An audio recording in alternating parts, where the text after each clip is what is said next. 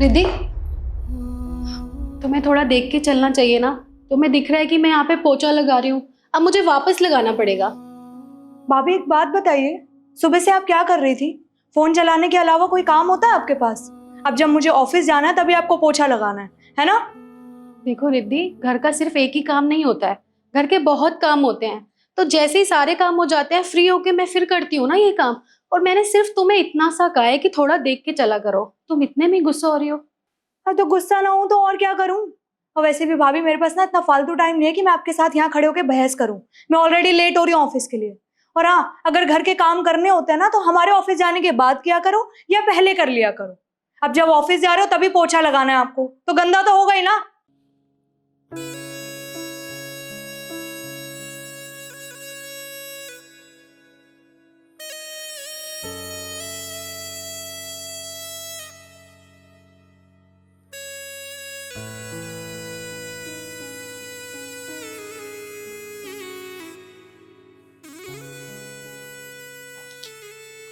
अरे भाभी सॉरी, वो गलती से गिर गया।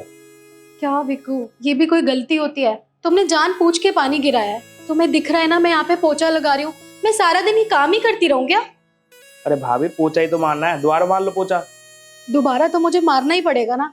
अभी रिद्धि गई, उसे भी मैंने यही समझाया और वो गुस्सा होके चली गई। और तुम्हें तुम्हें भी अब मैं यही समझा रही हूँ कि आगे से ध्यान से देख के चला करो।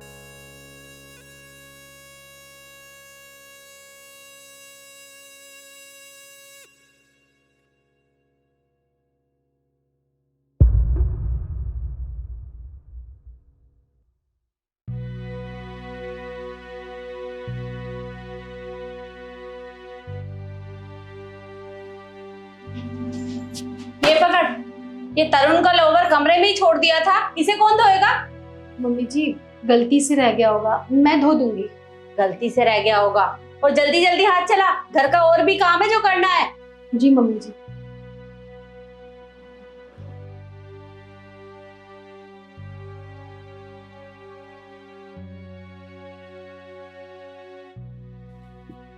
भाभी आपसे मैंने शर्ट प्रेस करने के लिए बोला था, आपसे ये काम भी नहीं हुआ।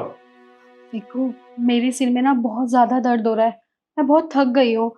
अब तुम एक काम करो, एक शर्ट ही तो है, तुम प्रेस कर लो। बाकी जब मैं ठीक हो जाऊंगी तो मैं तुम्हारी सारी शर्ट प्रेस करके रख दूंगी। भाभी मेरे पे नहीं आती कोई प्रेस व्रेस करनी, ये आपका काम है। और वैसे भी तुम करते क्या हो, पूरे दिन पड़े रहते हो। मेरे को ना पार्टी में जाना है, इसको जल्दी प्रेस कर दो।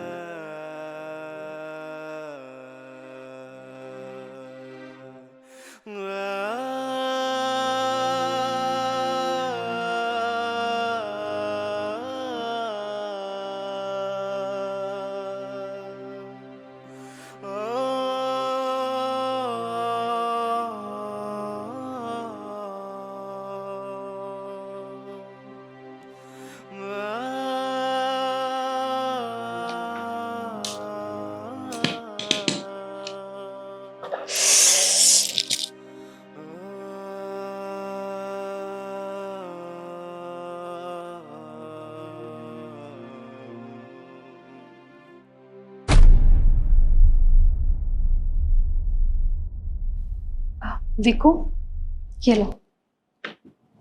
इतना टाइम लगता है भाभी प्रेस करने में? खामखा लेट करा दिया मेरे को।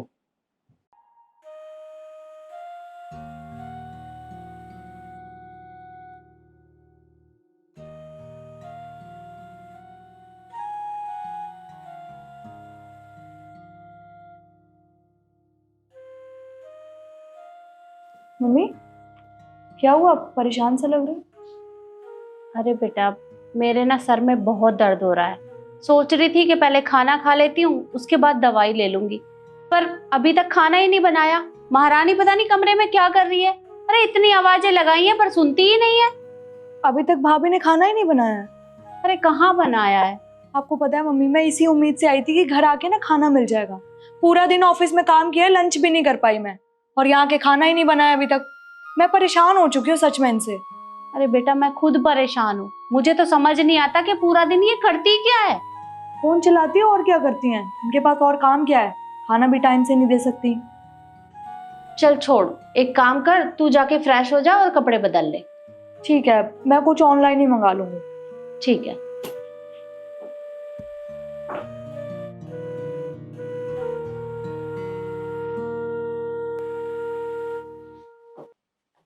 ईशु, ईशु,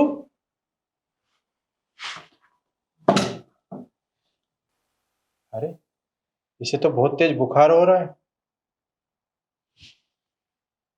और ऊपर से एसी चलाया हुआ है।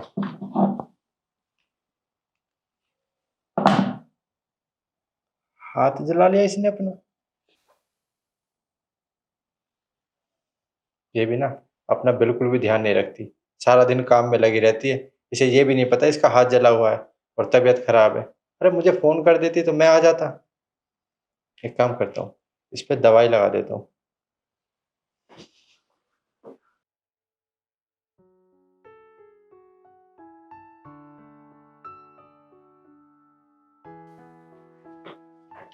अरे अरे, आप आ गए। आपने मुझे उठाया क्यों नहीं? ईशु तुम आराम करो, तुम्हारी तबीयत ठीक नहीं है और तुम्हारी तबीयत खराब थी, तुमने मुझे फोन करके क्यों नहीं बताया? और ये हाथ कैसे जला? अरे ये तो छोटा मोटा काम करते हुए लग जाती है, इतनी ज्यादा नहीं लगी है मुझे। अरे तुम मेरे पास फोन कर देती, मैं ऑफिस से जल्दी आ जाता। पर तुम्हें ना घर का सारा काम करना होता है। अरे मेरी ज्यादा तबीयत खराब नहीं थी, थोड़ा सा ही काम था और मैं सारा मैनेज कर लेती हूँ। आप एक काम कीजिए, आप बैठिए, मैं खाना बना लेती हूँ, खाना बनाने का टाइम हो गया है।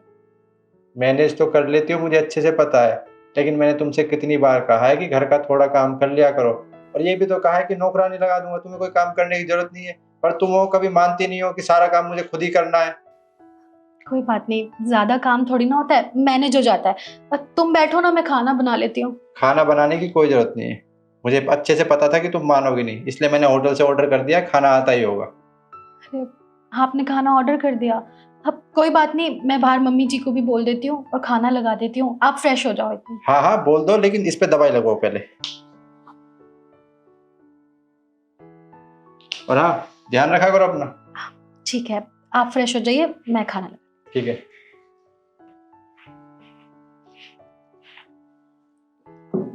सारा घर का काम खुद ही करती है। कितनी बार बोला है कि एक नौकरानी लगा देता हूँ, पर मानती नहीं है। मम्मी जी, मैंने खाना लगा दिया है डाइनिंग टेबल पे, आप भी चलिए। मिल गई तुझे फुर्सत? इतनी देर से आवाजें लगा रही हूँ, कमरे में सो रही थी क्या? और देख, तूने खाना बनाया ना तो तू ही खा ले, हमें उसे खाने की जरूरत नहीं है क्योंकि भूख मर चुकी है मेरी। जा यहाँ से। मम्मी जी, मैं मानती हूँ आप मुझसे नाराज हैं, पर खाने से क्या नाराजगी, खाना तो खा लीजिए प्लीज। देख, मेरा पहले से ही ना बहुत दिमाग खराब है और अब तू ज्यादा दिमाग खराब मत कर। जा यहाँ से, मुझे नहीं खाना। मम्मी जी प्लीज खा लीजिए। अच्छा ठीक है, जा महारानी, तू जाके खाना लगा, मैं आती हूँ थोड़ी देर में।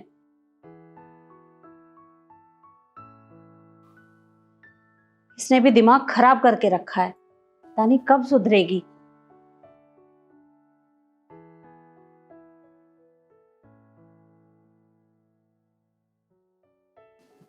ईशु, कहाँ हो तुम? चलो। ईशु, क्या कर रही थी? चलो। अरे तुम दोनों कहीं घूमने जा रहे हो क्या बेटा? मम्मी मैं कहीं घूमने नहीं जा रहा हूँ, मैं एक घर छोड़ के जा रहा हूँ हमेशा हमेशा के लिए। क्या तू ये घर छोड़कर जा रहा है? पर क्यों बेटा, क्या हुआ? आप मुझसे पूछ रही हो क्यों? अरे आप एक बार इसकी तरफ देखिए, आपने क्या हाल बना दिया है इसका। सारा दिन घर में नौकरों की तरह काम करती रहती है, कोई इसकी तरफ ध्यान नहीं देता।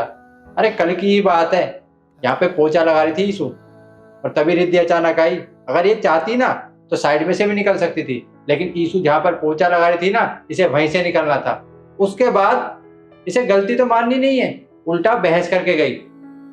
ये बात खत्म नहीं होती, फिर विकास आता है, जानबूझकर पानी डालता है और कहता है कि भाभी गलती हो गई। अब आप बताइए। और सबसे बड़ी बात, जब मैं शाम को ऑफिस से आया था ना, आप और रिद्धि क्या कह रहे थे कि कुछ काम नहीं करती, खाना नहीं बनाया, कैसी बहू आ गई है घर में, ये कुछ नहीं करती ना, तो इसलिए मैं इसे इस घर में से लेकर जा रहा हूँ। आपको जैसे रहना है आप वैसे रहिए, पर मैं अब और बर्दाश्त नहीं कर सकता। चलो यीशु। देख बेटा, मैं मानती हूँ कि मुझसे गलती हो गई है, पर मैं आगे से ऐसा नहीं करूँगी। तू इस बात के लिए घर छोड़कर मत जा, और मैं बहू से माफ़ी मांग लूँगी। देख बेटा, तू मुझे माफ़ कर दे, मैंने तेरे साथ बहुत गलत किया, और जब मैं ही तेरे साथ गलत कर रही थी तो ये बच्चे भी तेरे साथ ऐसा ही व्यवहार करते थे, मैंने इन्हें भी नहीं रोका।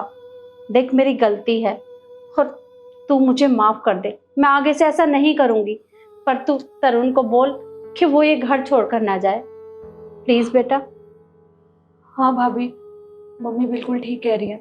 मैंने भी आपके साथ हमेशा मिसबिहेव किया, हमेशा आपसे बदतमीजी से बात की, जो कि मुझे नहीं करना चाहिए था। मैंने बहुत घरों में देखा है कि भाभी और ननद की जोड़ी बहुत अच्छी होती है, और मैं आपको तो हमेशा नौकरानी की तरह ट्रीट करती रही। मैंने कभी आपको अपनी भाभी नहीं समझा। देखिए भाभी, हमसे गलती हुई है, प्लीज़ हमें माफ़ कर दीजिए, पर ये घर छोड़ के मत जाइए।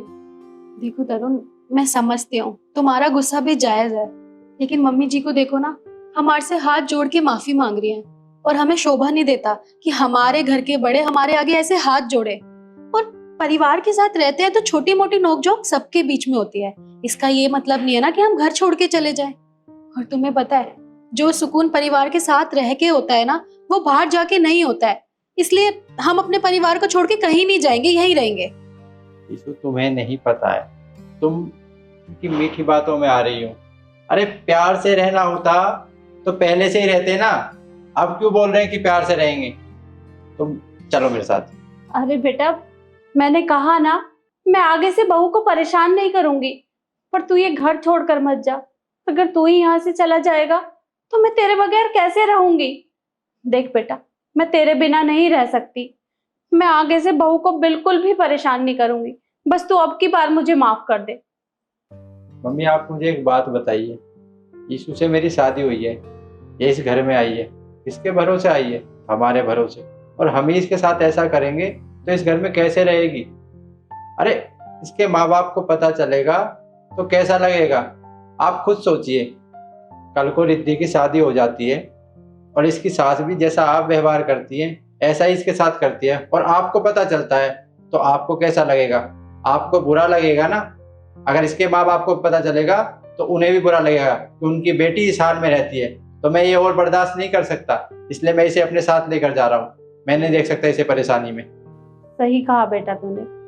कल को अगर रिद्धि के साथ ये सब होगा तो मुझे बहुत बुरा लगेगा, और ऐसे ही बहू को भी तो बुरा लगता होगा। देख बेटा, मुझे अपनी गलती का एहसास हो गया है, बस तू इस बार मुझे माफ कर दे, मैं आगे से ऐसा नहीं करूंगी। देखिए मम्मी, आप मुझसे माफ़ी मांग रही हैं, ये शोभा नहीं देता। आप मेरी माँ हैं।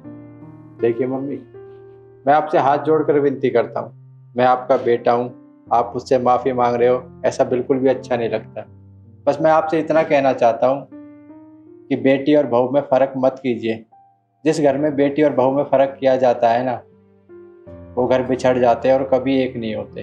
बस मैं आपसे यही कहना चाहता हूँ कि जैसे आप रिद्धि से प्यार करते हो वैसे ही यीशु से प्यार करो और इसे अपनी बेटी की तरह रखो। मैं तेरी सारी बात समझ गई, आगे से ऐसा बिल्कुल नहीं करूंगी। बस तू घर छोड़कर मत जा। ठीक है यीशु, जो तुम काम कर रही थी अपना काम करो और हम नहीं जा रहे।